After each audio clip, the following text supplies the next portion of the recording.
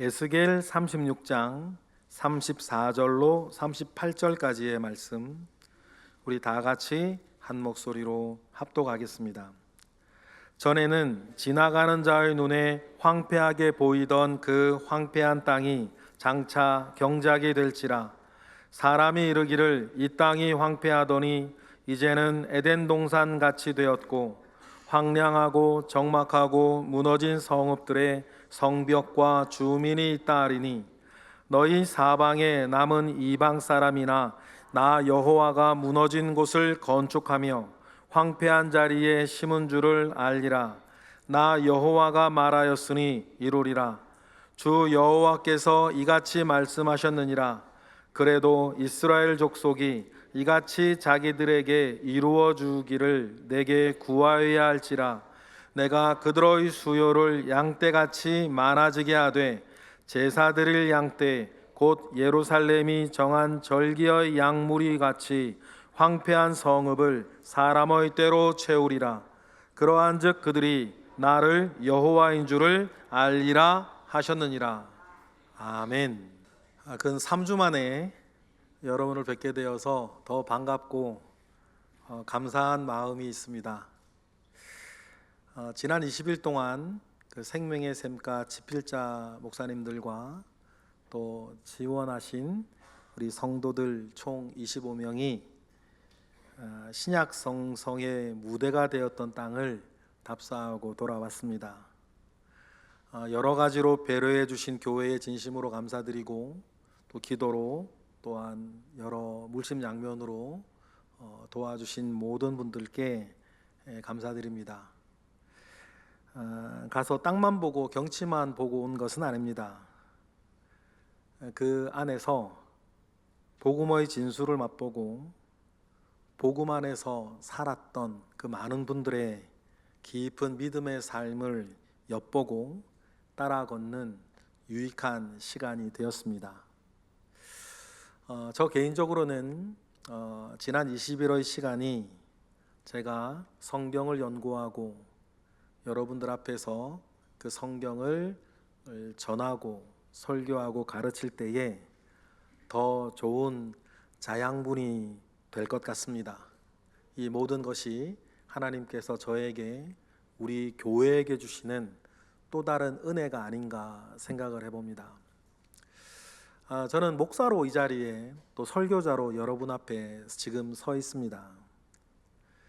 그런데 여러분, 친구를 사귀는 것과 목사를 사귀는 것은, 목사와 사귀는 것은 그 양상이나 형태가 많이 다릅니다.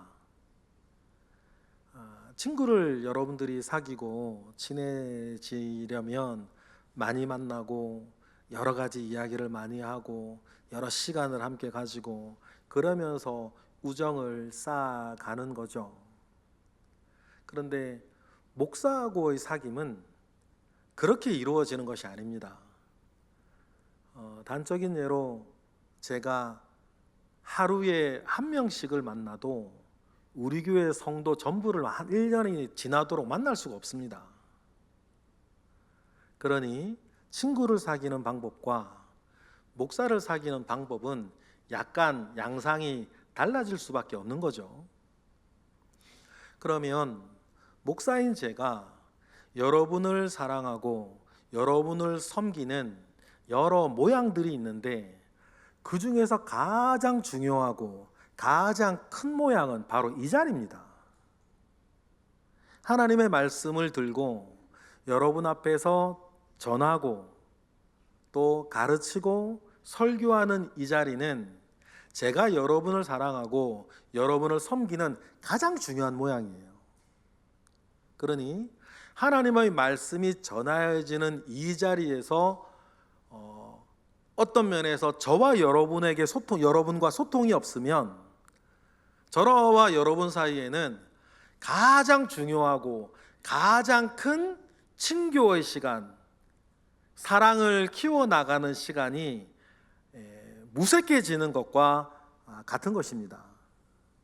그런 여러분들, 저를 생각할 때 이 자리를 위해서 늘 기도해 주시고, 제가 성도를 섬기는 가장 중요한 방편은 이 자리에서 하나님의 말씀을 전하는 것이고, 또 때로는 여러분들 중에 원하시는 분들을, 지원하시는 분들을 모아 하나님의 말씀을 가르치는 자리가 제가 여러분을 사랑하는 방식이고, 제가 여러분을 섬기는 가장 중요한 때라고 하는 것을 여러분 꼭 기억하셨으면 좋겠습니다. 그래서 친구를 사귀는 방식과 목사를 사귀는 방식은 그래서 달라질 수밖에 없는 것입니다. 그래 놓고도 저를 보면 지난 20일의 시간은 제가 앞으로도 성경을 읽고 성경을 공부하고 성경을 여러분에게 전하고 가르칠 때에 그들의 그 무대가 되었던 그 땅을 밟고 눈으로 보고 몸으로 체험하고 돌아온 그 시간들은 앞으로도 제가 그 성경을 들고 여러분들과 사랑을 나누고 여러분들을 섬길 때에 참 좋은 자양분이 될 것입니다. 이 모든 것을 우리에게 주신 것이 하나님의 은혜인 줄로 믿습니다. 이것이 중요한 것이 왜 그러냐면, 성경도 그렇고 모든 것이 그런데 같은 것이라도 누구의 손에, 어떤 사람들의 손에 주어져 있고 요리가 되느냐에 따라 달라지기 때문입니다. 여러분들도 재능이 있고, 여러분들도 기술이 있고, 여러분들도 경력이 있고, 여러분들이 할 수 있는 것들이 있습니다. 또 여러분들이 있어요. 그런데 우리도 마찬가지입니다. 내가 가진 것, 내가 할 수 있는 것, 이 나부터도 내가 누구 손에 들려져서 어떻게 요리되느냐에 따라 우리 자체가, 우리의 삶 자체가 바뀌는 것 아닙니까? 유명한 예가 있습니다. 르네상스 시대의 거장으로 꼽히는 미켈란젤로를 여러분 아실 것입니다. 근데 그 미켈란젤로의 성공 뒤에는 베르톨도 지오반니라고 하는 스승이 한 명 있었죠. 미켈란젤로는 14살이 되던 해에 베르톨도의 문화생으로 들어가요. 그런데 베르톨도는 한눈에 미켈란젤로가 가지고 있는 천부적인 재능을 알아봅니다. 그래서 어느 날 베르톨도가 미켈란젤로를 불러요. 그리고 14살 된 미켈란젤로에게 묻죠. 이렇게 묻습니다. 너는 훌륭한 조각가가 되기 위해서 무엇이 필요하다고 생각하느냐 물어요. 그 질문에 미켈란젤로는 누구나 말할 수 있고 생각할 수 있는 정답을 말하죠. 제가 가지고 있는 재능과 기술을 부지런히 연단하고 연마하고 가다듬어야 한다고 생각합니다. 이게 정답이죠. 맞는 말이에요. 그런데 그 말을 들은 베르톨도는 미켈란젤로에게 이렇게 말을 해요. 그것도 중요하지만 그 재능만으로는 안 되고 훈련만으로는 안 된다. 너는 먼저 그 재능을 무엇을 위해 써야 할지 결정해야 한다. 이것이 먼저라고 가르쳐요. 기술만 가지고 있으면 장인에 불과하지만 자신의 재능과 기술을 무엇을 위해 사용할 것인지 그 목적이 분명해질 때 비로소 예술가가 되는 것입니다. 그리고는 베르톨도는 미켈란젤로를 데리고 밖으로 나가요. 그리고 베르톨도가 처음 미켈란젤로를 데리고 간 것은 퇴폐 영업을 하는 술집이었어요. 그 술집 입구에는 멋지게 조각된 천사 조각상이 하나 있었습니다. 그리고는 그것을 보여준 뒤에 베르톨도는 미켈란젤로를 성당으로 데려가요. 그 성당 앞에도 천사의 조각상이 있었습니다. 같은 조각상이지만 하나는 하나님의 영광을 위해서 있고 다른 하나는 그저 돈벌이 수단이 되어 인테리어의 하나가 되어 있는 거예요. 여러분, 같은 조각상이었지만 그 조각상이 가지고 보여주는 이미지는 완전히 다른 것입니다. 똑같은 천사의 대리석상이지만 그것을 보고 미켈란젤로가 크게 깨달은 것 같아요. 그리고는 자신의 천부적인 재능을 하나님의 영광을 위해 쓰기로 작정합니다. 여러분, 미켈란젤로뿐만 아니라 저나 여러분도 마찬가지인데 우리에게 중요한 것은 더 큰 것을 바라보는 거예요.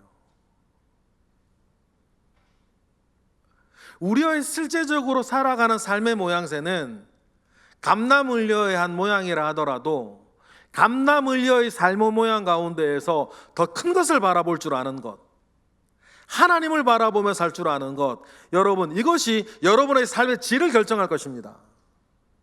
더 큰 것을 바라보며 사는 사람은 나는 큰 것을 바라보며 살기에 낙심하지 않고 유혹에 빠지지 않고 허망해지지 않습니다. 그리고는 유혹에도 허망에도 낙심에도 빠지지 않기에 꾸준하고 성실하게 자기 길을 걸어갈 수 있어요. 여러분, 이것이 큰 것을 바라보며 사는 것, 다른 말로 하나님을 바라보며 살아가는 사람이 가지고 있는 내적인 능력, 영적인 능력이에요. 이 능력은 그 자체로 돈은 되는 것은 아니고 어떤 유효한 가치가 되는 것은 아니지만 여러분이 가지고 있는 모든 것이 진짜가 되게 하는, 여러분이 가지고 있는 모든 것이 진짜가 되게 하는 유일한 능력이 되는 것입니다. 작은 텃밭에 배추를 심는 사람은 자기 먹으려고 심는 거 아닙니까? 그런데 큰 농장에 배추를 심는 사람은 자기 먹으려고 하는 게 아니에요. 다른 사람 먹이려고 심는 거죠. 그러니 똑같은 배추로 하더라도 이것은 무엇을 바라보며 심고 무엇을 바라보며 행하느냐에 따라 완전히 달라지는 것입니다. 똑같은 배추를 심는 것이라 하더라도 더 큰 사람은 하나님의 영광을 위해 배추도 심는 거고 자기의 모든 재능을 여러분 사용하게 되는 것 아닙니까? 중요한 것은 우리의 모든 것을, 나의 그것을, 재능이나 경험을 하나님께 내어드리는 것입니다. 여러분, 이처럼 사람이 사는 것에 가장 중요한 것은 목적이고 내가 이것을 왜 하느냐, 왜 이것이 나한테 있어야 되는가, 내가 이것을 왜 해야 되는가, 여러분 무엇을 바라보며 사는가가 중요해요. 오늘 이 자리를 통해서 우리가 바라보는 것에 가장 중요한 목적에 하나님 우리의 아버지가 계시기를 주님의 이름으로 축복합니다.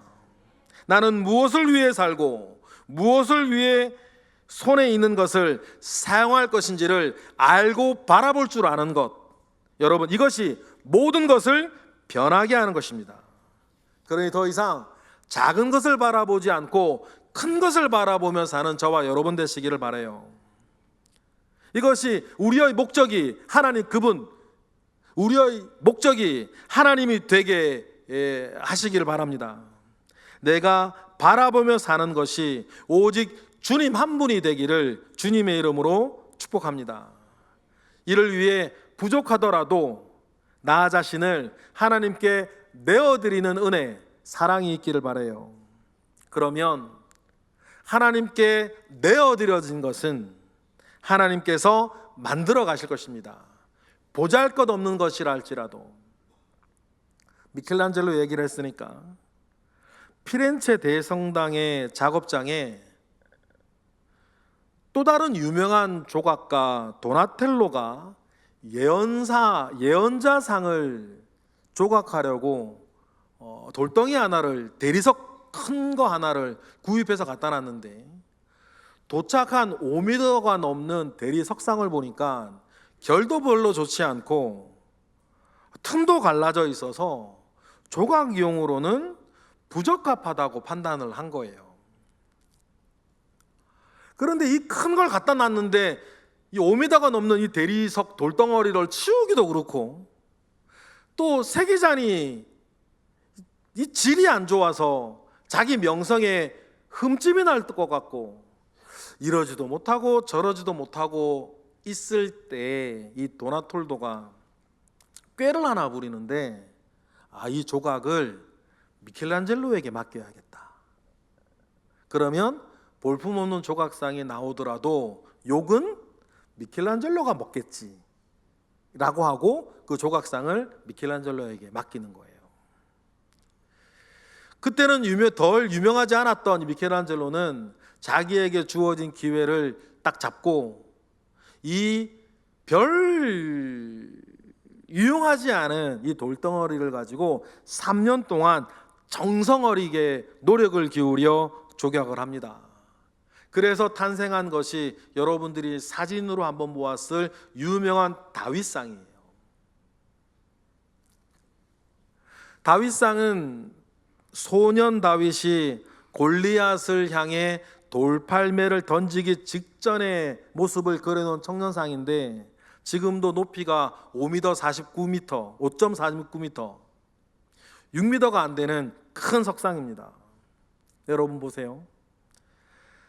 이 대리석이 도나텔로의 손에 있을 때는 쓸모없는 돌덩이였어요. 그러나 미켈란젤로의 손에 붙들리자 세계 최고의 작품으로 탄생하는 것이 아닙니까? 여러분, 사람도 마찬가지예요. 누가 나를 다루느냐, 무엇이 나를 다루어 가느냐에 따라 여러분의 가치가, 여러분의 사는 모양이 여러분 달라지는 것입니다. 하나님의 영광을 나타내기 위해 하나님께 맡겨져 하나님께서 여러분을 다루기 시작하면 여러분 모든 것이 달라지는 거예요. 그냥 돌덩어리와 같은 자신이라 할지라도 하나님이 최고의 작품으로 만들어 가실 줄 믿습니다. 왜냐하면 하나님은 언제나 최고의 작품만을 만들어 내실 수 있는 분이시니까. 여러분, 이러한 사실이 부족한 우리에게도 약속이 됩니다. 하나님께서 모든 면에서 저와 여러분을 최고의 것으로 만들어 가실 줄 믿기 때문이에요. 여러분 정말 믿으십니까? 다른 사람이 알아주던 알아주지 아니하던 하나님께서는 여러분과 여러분의 인생을 지금도 최고의 것으로 만들어 가고 계심을 믿으시기 바라요. 그래서 이 땅에 있는 성도들을 하나님은 기뻐하신다 그래요. 시편 16편에 보니까 3절 다 같이 시작. 땅에 있는 성도들은 존귀한 자들이니 나의 모든 즐거움이 그들에게 있도다. 믿으시면 아멘 하십시오. 아멘으로 받으시겠습니까? 저와 여러분을 향한 말씀이죠. 땅에 있는 성도들은 존귀한 자들이니 하나님이죠. 나의 모든 즐거움이 여러분이죠. 그들에게 있도다. 여러분은 이러한 은혜를 지금 몸소 덧입고 사는 사람들 아닙니까? 저도 예전엔 그렇게 생각을 한 적이 있었고 많은 사람들이 그렇게 얘기를 해요. 여러분도 한 번은 들어보셨을 텐데 예수님의 12제자 중에 가룟 유다가 죽고 사도들은 12의 수를 채우기 위해서 한 사람을 뽑지요. 그때 가룟 유다를 대신해서 예수님의 12제자 중에 한 사람이 되어 사도가 된 사람이 누구냐면 마띠아라는 사람이에요. 그런데 이후에 많은 사람들이 이렇게 얘기를 합니다. 그 자리는 사실 마띠아의 자리가 아니라 사도 바울의 자리여야 했다. 왜냐하면 뒤에 사역한 모양을 보니까 사도 바울이 정말 복음의 사도로서 엄청난 일을 해내니까 말이에요. 그래서 심지어 이번에 빌립보를 가니까 거기에 바울이 사역한 도착한 것을 기념하는 교회가 있는데 거기에 12명의 사도의 이름이 있는데 마띠아 자리에 사도 바울이 있더라고요.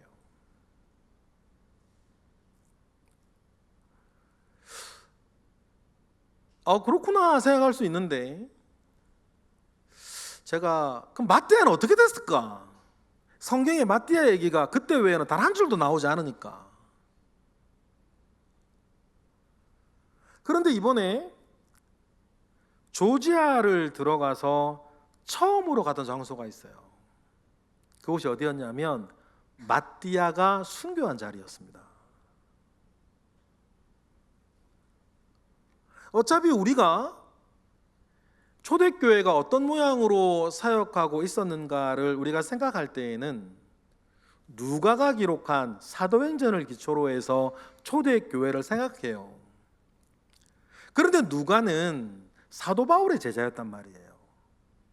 그러니 사도행전을 기록을 할 때에 어쩔 수 없이라도 사도 바울을 중심으로 기록이 되어져 있고 시간은 2000년이 지났어요.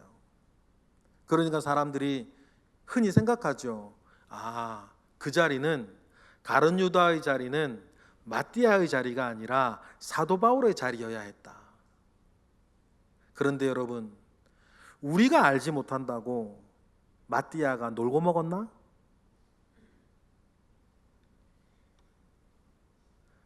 그 누구도 알아주지 않지만, 누구도 기억하지 않지만 마띠아는 사도 바울보다 더 먼 지역,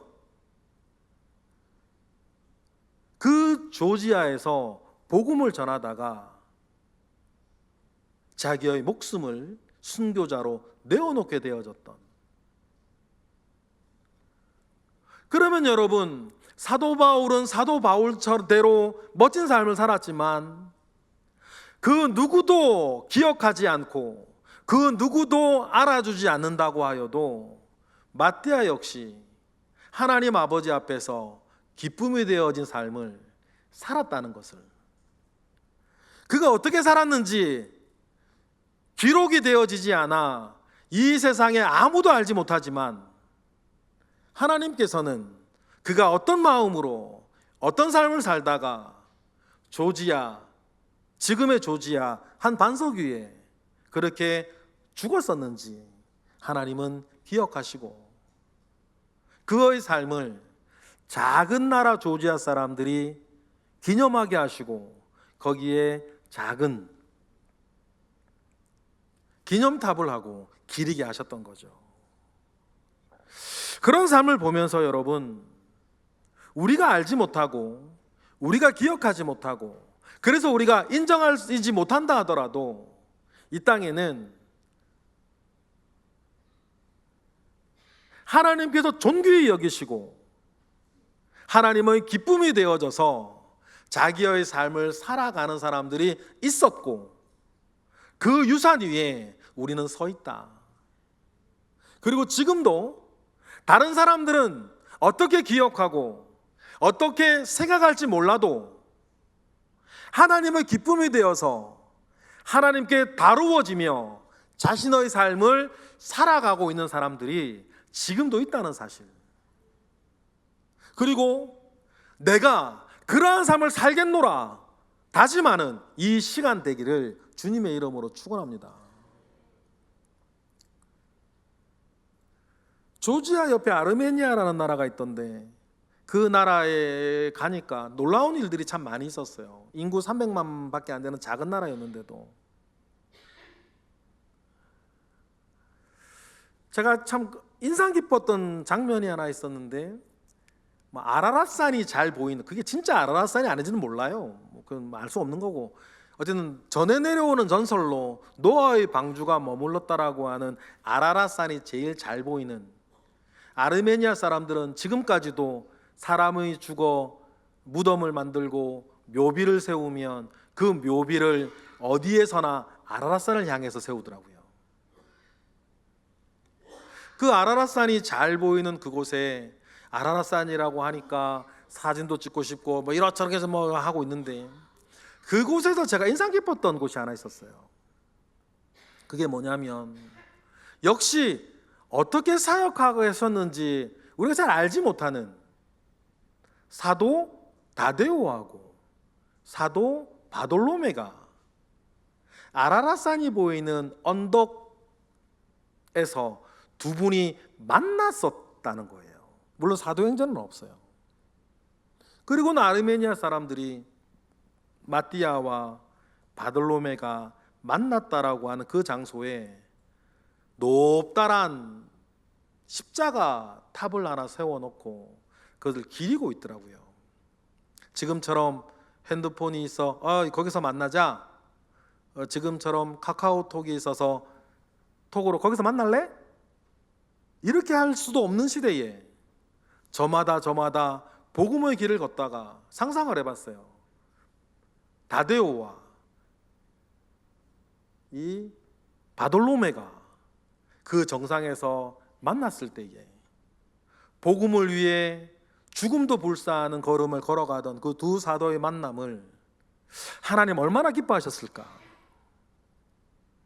그리고 그들 역시 복음을 위해 자기의 목숨을 정말 불같이 내어놓는 그러한 삶을 살았던 것을 생각을 해봅니다.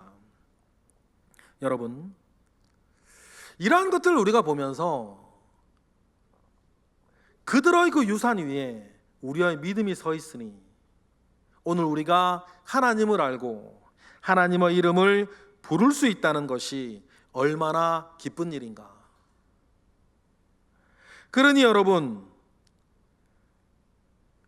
그러한 삶을 살아가는 사람들을 하나님은 기뻐하시고 땅에 있는 성도들은 누구라도 다 존귀한 자들이니 나의 모든 즐거움이 그들에게 있도다. 하나님 말씀하실 때 그 이름에는 마띠아도 있고 다데오도 있고 바돌로메도 있고 여러분 결국 저와 여러분의 이름도 있다는 것을 믿고 기억하시고 즐거워하시길 주님의 이름으로 축복합니다. 여러분, 우리의 자긍심이 여기에 있는 것 아닙니까? 세상 사람들의 자긍심은 다른 곳에 있죠. 여러분, 우리의 자긍심은 연봉이 있지 않습니다. 우리의 자긍심이 타고 다니는 자동차의 배기량에 있습니까? 우리의 자긍심이 살고 있는 아파트의 평수에 있나요? 우리의 자긍심은 나를 존귀한 자로 인정하시고 나의 사는 것을 기뻐하시는 하나님 앞에 있음을 믿으시기 바랍니다. 그러니 그 존귀한 자들이 모여 함께 예배하고 교회를 이루고 살아가는 이 시간 안에서 여러분 우리의 복을 누리시는 우리 모두가 되기를 주님의 이름으로 축복합니다. 그리고 하나님께서는 우리의 삶을 그렇게 복되게, 그렇게 은혜롭게 최고의 것으로 만들어 가실 줄을 우리는 믿어요. 그런데 믿는 여기에서 끝나면 안 되는 거 아닙니까? 중요한 것은 하나님께서 나를 존귀한 자로 만들어 가실 것을 우리는 믿는데, 나는 그래서 날이 가면 갈수록 잘 될 것을 믿는데, 믿기 때문에 믿어서 우리가 해야 되는 다음 일이 있어요. 그게 뭡니까? 오늘 본문에 기도하는 일입니다. 제가 늘 강조하는 말씀 있지 않습니까? 믿음을 가지고 사는 것과 요행을 바라며 사는 것은 겉모양은 비슷해 보이지만 전혀 다른 일이란 말이에요. 여러분, 하나님께서 여러분들을 존귀하게 만들어 가시고 여러분을 잘 되게 하실 줄 믿습니다. 그러면 여러분, 그것을 알기 때문에 우리는 기도해야 돼요. 그 일을 이루실 하나님을 바라보는 것입니다. 오늘 우리가 읽은 이 에스겔서 본문은 제가 참 강조하는 본문 중에 하나예요. 에스겔 선지자가 활동하던 시기는 이스라엘이 가장 어둡고 힘든 때를 보내야 하는 시대였습니다. 왜냐하면 나라가 망하는 때였으니까. 예루살렘에서는 예레미야가 사역하고 있었고, 먼저 포로로 잡혀가서 포로 생활을 하던 이 에스겔은 바벨론에서 살고 있었어요. 에스겔은 제사장 지망생이었지 않습니까?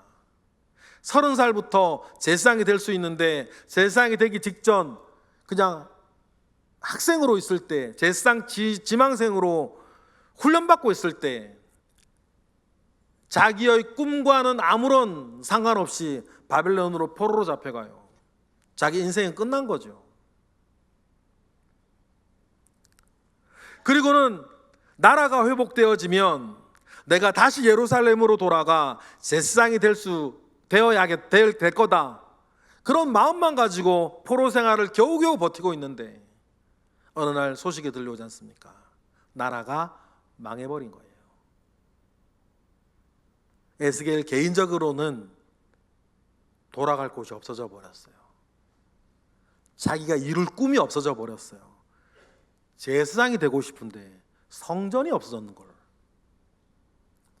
모든 것이 여러분 바닥에 떨어졌고, 하나님의 선택한 자 이스라엘은 세상의 웃음거리가 되었고, 어디에서나 이스라엘을 아름답다, 존귀하다 말하는 사람이 없었습니다.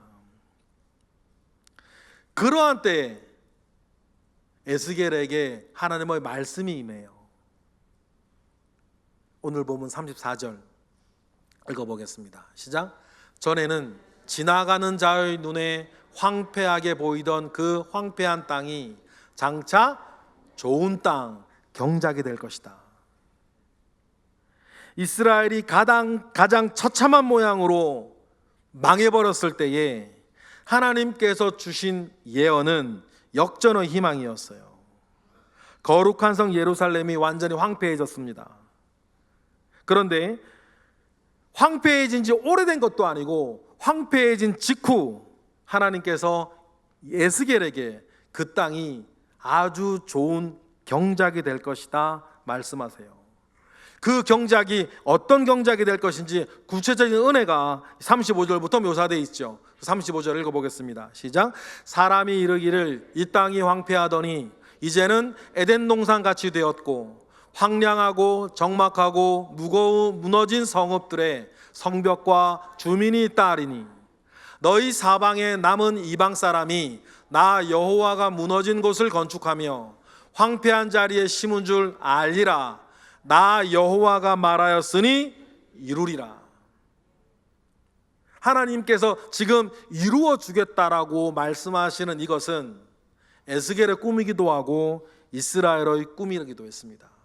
완전히 망해져 버린, 황폐해져 버린 그 땅을 하나님께서 에덴 동산처럼 만드셔 주겠다라고 하세요. 하나님이 이렇게 말씀하시면 되는 거 아닙니까? 그런데 하나님께서는 내가 하겠다 말씀하신 이 일이 저절로 이루어질 것이라 말씀하지 않으세요. 하나님이 약속하셨고 이루어낼 것이라 하셨는데 이스라엘에게 분명히 말씀하시는 다음의 이야기가 중요한 거 아닙니까?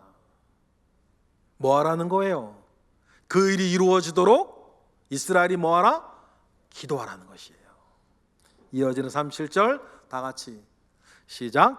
주 여호와께서 이같이 말씀하셨느니라. 그래도 이스라엘 족속이 구하여야 할지니라.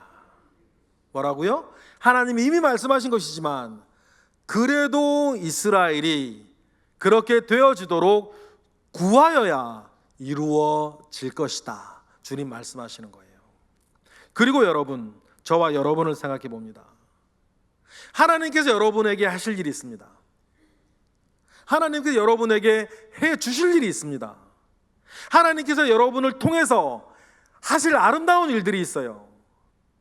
하나님이 작정하시고 하나님이 말씀하시면 될 것입니다.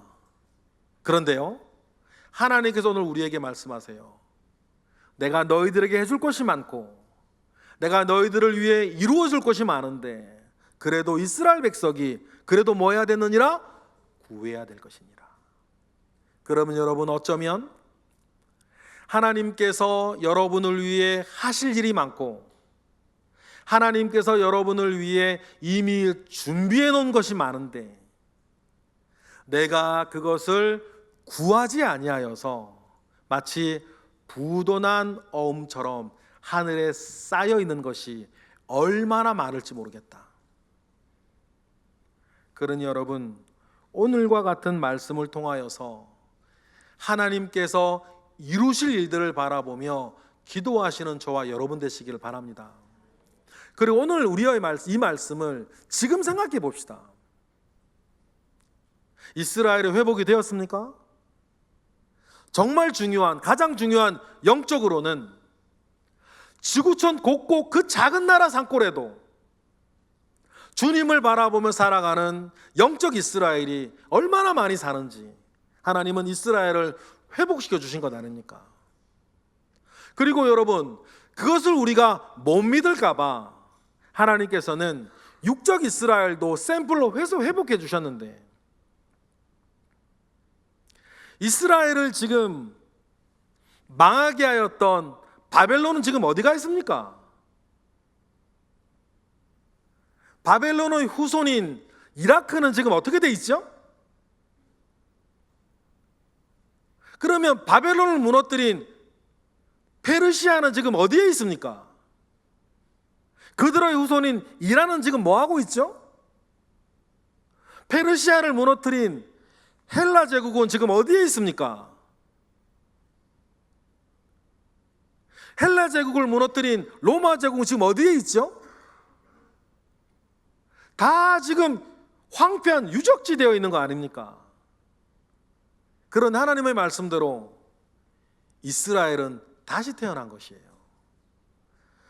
이해관계나 정치적인 시시비비는 차치하더라도 지금 보면 이스라엘 하나를 아랍 전체가 감당을 못해가지고 쩔쩔매고 있잖아요. 지금 우리가 듣는 뉴스에서도 여러분, 이것이 이스라엘 그 사람들만을 위한 것은 아니라 생각해요. 오늘 말씀처럼 그래도 이스라엘이 구하면 이 황폐한 땅이 장차 기경이 되어져 있는 것을 지금 우리는 오늘도 보고 있는 거예요.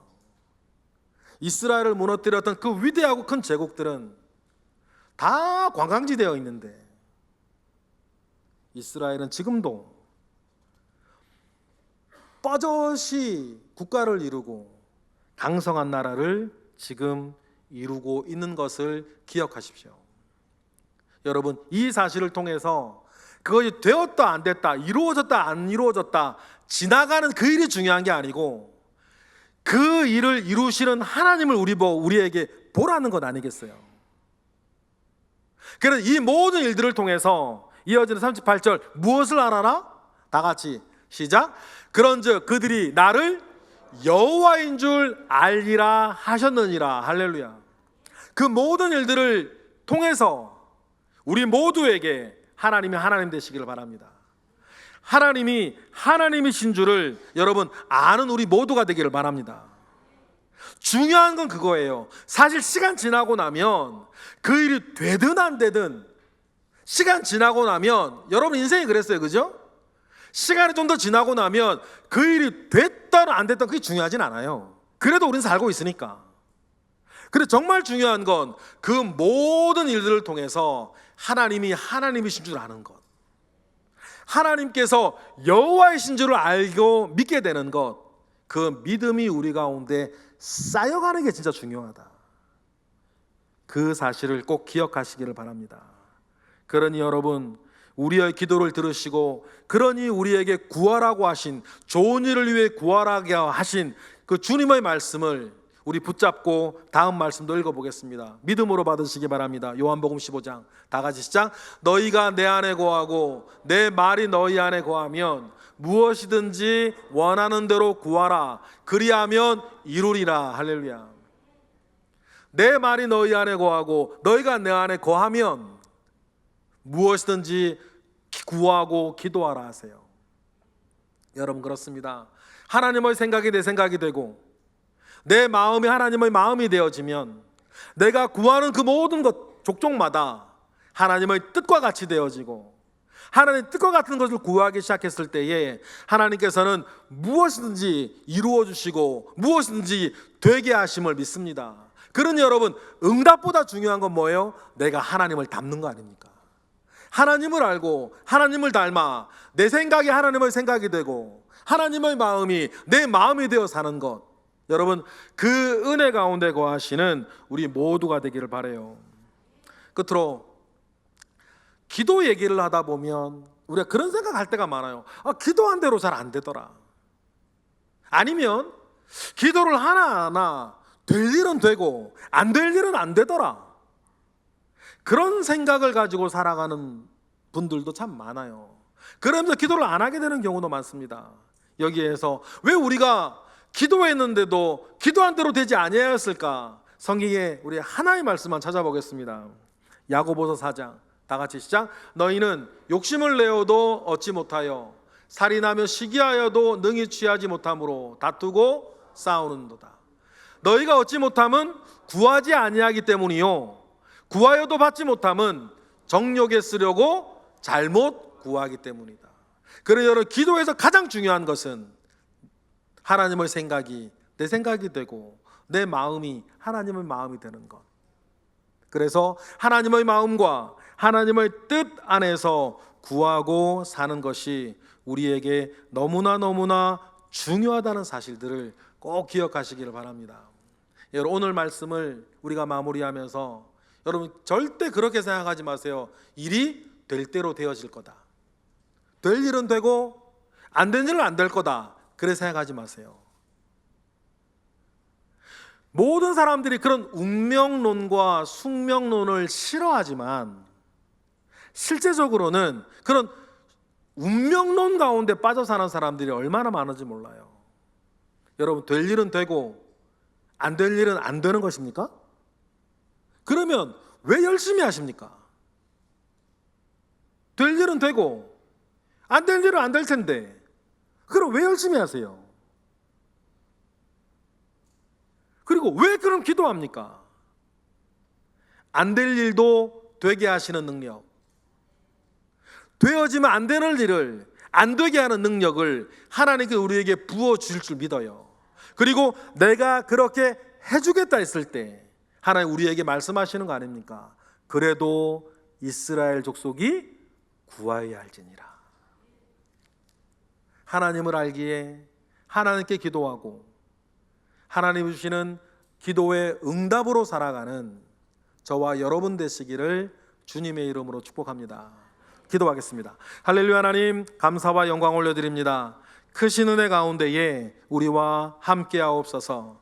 이미 함께 하시는 하나님 아버지 앞에 믿음을 가지고 살게 하시고 믿음을 가지기에 구하며 기도하며 사는 우리 모든 예배자들 되게 하옵소서. 예수 그리스도의 이름으로 기도드렸나이다. 아멘.